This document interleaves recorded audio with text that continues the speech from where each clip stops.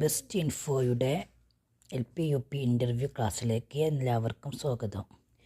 ഇന്ന് നമ്മൾ ചർച്ച ചെയ്യുന്നത് എന്താണ് ആൻഡ്രോഗോഗി.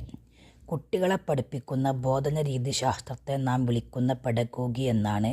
എന്നാൽ മുതിർന്നവരെ പഠിപ്പിക്കുന്ന ബോധനശാസ്ത്രമാണ് ആൻഡ്രോഗോഗി. കുട്ടികളെ പഠിപ്പിക്കുന്ന ബോധന രീതിശാസ്ത്രമാണ് പെഡഗോഗി. എന്നാൽ മുതിർന്നവരെ പഠിപ്പിക്കുന്ന ബോധനശാസ്ത്രമാണ് ആൻഡ്രോഗോഗി. അടുത്തത് ആട്രിബ്യൂഷൻ തിയറി. ആട്രിബ്യൂഷൻ തിയറി എന്നാൽ മനുഷ്യർ അവരുടെ പ്രവർത്തനങ്ങൾക്കും വ്യവഹാരങ്ങൾക്കും ചില കാരണങ്ങൾ ചുമത്തുന്നതായി കാണാം.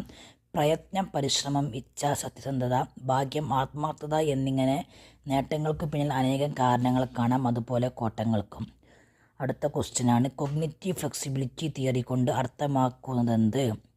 രണ്ട് വിഭിന്ന ആശയങ്ങളെക്കുറിച്ചുള്ള വൈജ്ഞാനിക ചിന്തനത്തിൽ ആവശ്യാനുസരണം മാറ്റങ്ങൾ വരുത്തുവാനും മാറി മാറി ചിന്തിക്കാനുമുള്ള മാനസിക വ്യാപാര പ്രക്രിയയ്ക്കുള്ള കഴിവിനെയാണ് കൊഗ്നിറ്റീവ് ഫ്ലെക്സിബിലിറ്റി എന്ന് പറയുന്നത്.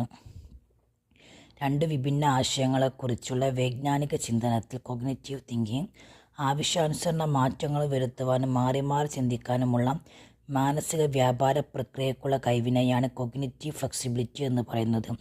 ഒരേ സമയം തന്നെ ഒന്നിലധികം ചിന്തനത്തിൽ ഏർപ്പെടാനുള്ള കഴിവും കൊഗ്നിറ്റീവ് ഫ്ലെക്സിബിലിറ്റി തന്നെ. ഒരേ സമയം തന്നെ ഒന്നിലധികം ചിന്തനത്തിൽ ഏർപ്പെടാനുള്ള കഴിവും കൊഗ്നിറ്റീവ് ഫ്ലെക്സിബിലിറ്റി തന്നെ. ഒരു ചിന്തനത്തിൽ ഏർപ്പെട്ടുകൊണ്ടിരിക്കെ ഇടയ്ക്ക് കടന്നു വരുന്ന നൂതനവും അപ്രതീക്ഷിതവുമായ പ്രശ്ന സാഹചര്യത്തിൽ ഇടപെട്ട് ചിന്തിക്കാനുള്ള കഴിവിനെയും കൊഗ്നിറ്റീവ് ഫ്ലെക്സിബിലിറ്റി എന്നാണ് വിളിക്കുന്നത്. ഒരു ചിന്തനത്തിൽ ഏർപ്പെട്ടുകൊണ്ടിരിക്കെ ഇടയ്ക്ക് കടന്നു വരുന്ന നൂതനവും അപ്രതീക്ഷിതവുമായ പ്രശ്ന സാഹചര്യത്തിൽ ഇടപെട്ട് ചിന്തിക്കാനുള്ള കഴിവിനെയും കൊഗ്നിറ്റീവ് ഫ്ലെക്സിബിലിറ്റി എന്നാണ് വിളിക്കുന്നത്. ആർ സ്പിരോ ആണ് ഇതിൻ്റെ വക്താവ്. ആർ സ്പിരോ ആണ് കൊഗ്നിറ്റീവ് ഫ്ലെക്സിബിലിറ്റിയുടെ വക്താവ്.